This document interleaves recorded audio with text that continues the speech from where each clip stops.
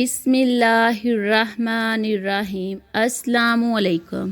جس وقت بلایا گیا طبیب کو تو طبیب نے کہا یہ تو زہر ہے، اور زہر جان بوجھ کر لگایا گیا۔ بہرحال امام کو شفا بھی ہوئی اور مدینہ آئے، اور اب کی مرتبہ جو تیسری بار زہر دیا گیا وہ ہیرے کو پیس کر امام حسن رضی اللہ عنہ کے مشکیزہ کے اندر ڈال دیا گیا۔ امام حسن رضی اللہ عنہ 27 صفر کی رات سوئے ہوئے تھے، اچانک نیند سے بیدار ہوئے۔ حضرت زینب رضی اللہ عنہا عبادت میں مصروف تھیں۔ آپ نے نیند سے بیدار ہو کر حضرت زینب رضی اللہ عنہا کو آواز دی، اور حضرت زینب امام کی طرف متوجہ ہوئی۔ حضرت حسن رضی اللہ عنہا فرمانے لگے کہ میں نے خواب میں نانا جان اور امی اور ابا جان کو دیکھا کہ وہ مجھے جنت کی سیر کرواتے ہیں۔ میں نے نانا جان سے عرض کیا کہ آپ میرے حالات سے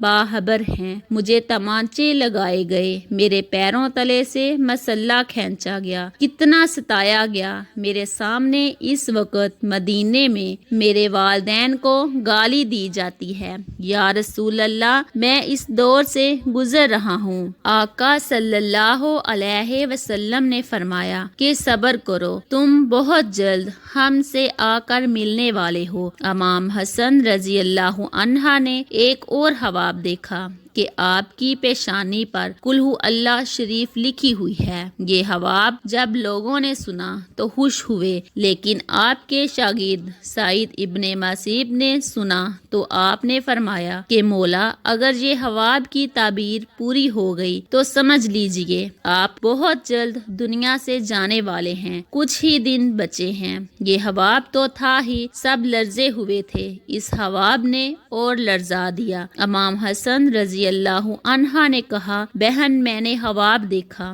حضرت زینب نے پوچھا کہ یہ کیسا خواب ہے؟ امام نے مشکیزہ لانے کا کہا، اور مشکیزے سے جب پانی پیا تو مشکیزے میں موجود جو ہیرا پیس کر ڈالا گیا تھا وہ آپ کے پیٹ میں چلا گیا۔ روایتوں میں آتا ہے، مورخین لکھتے ہیں کہ آپ کے کلیجے کے 72 ٹکڑے ہوئے، بعض نے لکھا کہ 80 ٹکڑے ہوئے، بعض نے لکھا کہ آپ کی آنتوں اور کلیجے کے 100 سے زیادہ ٹکڑے ہوئے۔ جب آپ کیا کرتے تو وہ ٹکڑے ہو کر گرتے۔ سوچئے ذرا یہ ہیرا کیا ہوتا ہے؟ اس کو کانچ پہ چلائیں تو کانچ کٹ جاتا ہے۔ یزید صرف قاتل حسین رضی اللہ عنہ ہی نہیں ہے، بلکہ قاتل حسن رضی اللہ عنہ بھی ہے۔ اس پر تو سب اتفاق کرتے ہیں کہ سازش یزید کی تھی، لیکن زہر دیا کس نے؟ اس پر تاریخ خاموش ہے۔ حضرت مولانا حسن بریلوی رحمت اللہ نے ایک عورت کا نام لکھا ہے، لیکن مفتی جلال الدین رحمت اللہ اس پر خاموشی کا حکم دیتے ہیں۔ مورخین اس میں اتنے الجھے ہوئے ہیں کہ کوئی واضح موقف پیش نہیں کیا جاتا، لیکن پڑھے لکھے لوگ ہیں، ان کے لیے ایک بات ہے کہ زہر دینے والا کون ہے۔ جس وقت ٹکڑے ہو کر گرنے لگے تو امام نے حضرت حسین رضی اللہ عنہ کو بلانے کا حکم دیا تاکہ کچھ نصیحت کر دوں۔ حضرت حسین رضی اللہ عنہ آئے اور حالت دیکھ کر گلے مل کر خوب روئے۔ بھائی بتاؤ، آپ کو زہر کس نے دیا؟ اس لیے کہ سید الصابرین کا نواسہ ہے۔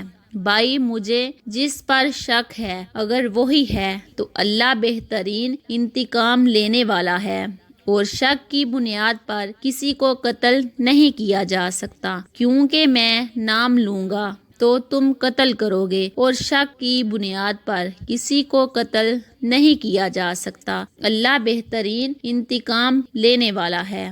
جب امام حسن نے امام حسین کو نہیں بتایا کہ قاتل کون ہے تو حتمی طور پر کسی کے بارے میں یہ فیصلہ کر دینا کہ فلاں قاتل ہے، میں سمجھتا ہوں کہ یہ زیادہ مناسب نظر نہیں آیا۔ بہرحال جب صبح ہوئی اور لوگ جمع ہونے لگے تو اس وقت امام حسن نے کہا، حسین میرا چہرہ کیسا نظر آ رہا ہے؟ امام حسین رضی اللہ عنہ نے روتے ہوئے فرمایا، آپ کا چہرہ ہرا ہو گیا، مسکرا کر کہا، اس تکلیف میں مسکرایا ہے حسن جس تکلیف میں لوگ ساری خوشیاں لوگوں کی چھن جاتی ہیں۔ حسن مجتبیٰ نے جب سنا کہ میرا چہرہ ہرا ہو گیا تو فرمایا، حسین یاد ہے نانا کی حدیث معراج مکمل ہو گئی ہے۔ لوگوں نے پوچھا کہ حدیث معراج کیا ہے؟ فرمایا کہ جب میرے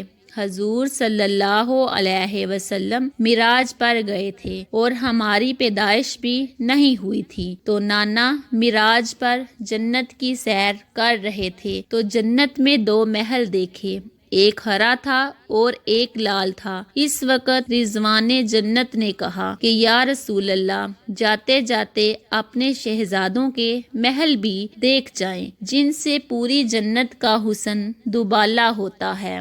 حضور صلی اللہ علیہ وآلہ وسلم نے فرمایا کہ یہ ہرا کس کا ہے اور لال کس کا ہے؟ کہا کہ لال تو حسین رضی اللہ عنہ کا ہے اور ہرا حسن رضی اللہ عنہ کا ہے۔ میرے حضور صلی اللہ علیہ وآلہ وسلم نے پوچھا کہ رضوان یہ تو بتاؤ کہ حسن کا ہرا کیوں اور حسین کا لال کیوں؟ تو رضوان کی گردن جھک گئی اور آنکھوں میں آنسو آ گئے۔ اہل بیت کی محبت میں رضوان جنت بھی روتا ہے، جبکہ جنت میں کوئی رو نہیں سکتا۔ جنت وہ ہے جہاں رویا نہیں جاتا، لیکن یہ شہادت حسین ہے، اسے جب بھی یاد کیا جاتا ہے تو رضوان جنت بھی روتا ہوا نظر آتا ہے۔ رضوان کی عرض کرنے کی ہمت نہ ہوئی۔ حضرت جبرائیل علیہ السلام آئے اور عرض کی، یا رسول اللہ میں بتاتا ہوں، اللہ کے حکم سے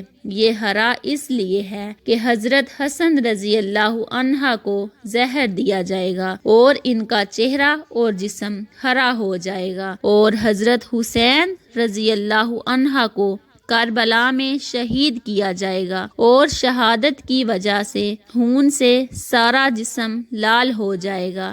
اس لیے حسن کا ہرا اور حسین کا لال محل ہے۔ دیکھا حضور صلی اللہ علیہ وسلم کی یہ حدیث معراج پوری ہو رہی ہے۔ اس کے بعد حضرت حسن رضی اللہ عنہ نے لوگوں کو جانے کا حکم دیا اور گھر والوں کو ٹھہرنے کا کہا۔ اس وقت مولا حسن کے 3 یا 4 بیٹے تھے۔ ان بیٹوں میں ایک بڑا بیٹا تھا جس کی عمر صرف 7 سال تھی۔ وہ بڑا خوبصورت تھا اور نام قاسم تھا، اور ماں کا نام فروا تھا۔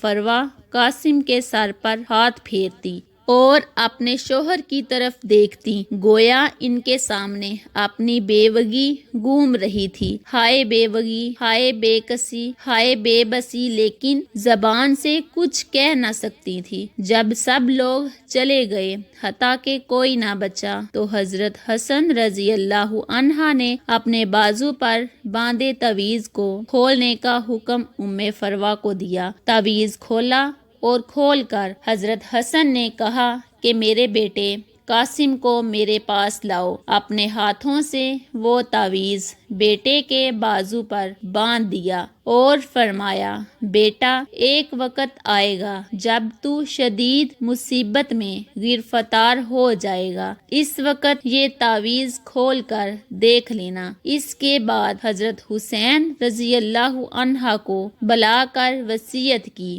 اور کہا، حسین صبر سے کام لینا، اور میری تمنا ہے کہ جس وقت میرا جنازہ اٹھے تو مجھے نانا کے قدموں میں دفن کر دینا۔ میں نانا کے قدموں میں دفن ہونا چاہتا ہوں۔ امام عالی مقام 28 صفر کو، ایک روایت کے مطابق 29 صفر کو اور ایک روایت کے مطابق 5 ربیع الاول کو شہید ہو گئے، اس طرح سے کہ آپ کا پورا جسم ہرا ہو چکا تھا اور اندر کی آنتوں کے ٹکڑے قے کی صورت میں باہر گرے ہوئے تھے۔ حضرت حسن رضی اللہ عنہ کی شہادت ہوئی تو آپ کی تجہیز و تدفین کے لیے جنازہ اٹھایا گیا، لیکن یہ بھی تاریخ کا بدترین باب ہے کہ جب جنازہ باہر لے کر آئے اور حضور صلی اللہ علیہ وآلہ وسلم کے روضہ مبارک میں حضرت حسن رضی اللہ عنہ کو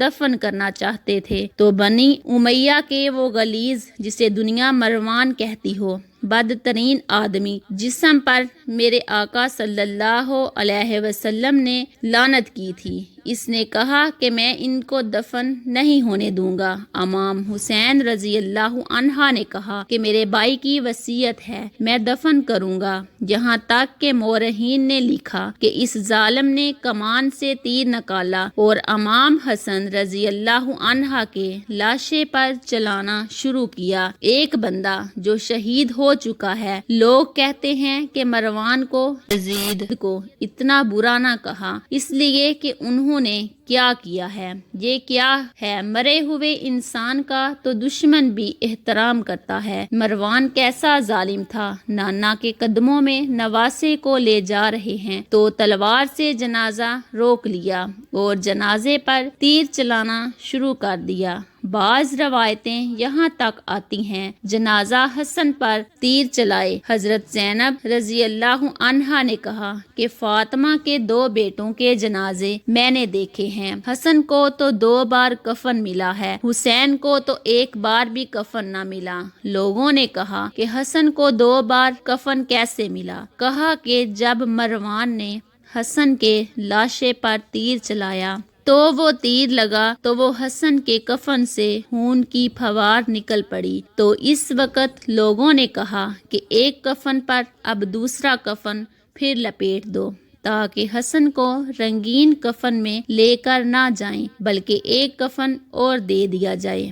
یہ بھی حضرت حسن رضی اللہ عنہ کی کرامت ہے کہ وصال کے بعد بھی تیر لگا تو آپ کے جسم سے خون نکلا۔ کسی نے امام حسین رضی اللہ عنہ سے کہا، شہزادہ حسن رضی اللہ عنہ کی یہ وصیت تھی کہ مجھے حضور صلی اللہ علیہ وآلہ وسلم کے قدموں میں دفن کریں، لیکن انہوں نے یہ بھی تو کہا کہ اگر مروان آڑے آئے تو مجھے امی جان کے قدموں میں دفن کر دینا، آپ اس پر بھی عمل کر سکتے ہیں۔ پھر امام حسن رضی اللہ عنہ کو حضرت فاطمہ رضی اللہ عنہ کے قدموں میں دفن کر دیا گیا۔ اگر آپ کو ہماری آج کی ویڈیو پسند آئی ہے تو ہمارے چینل اسلامی معلومات کو ضرور سبسکرائب کریں۔ شکریہ۔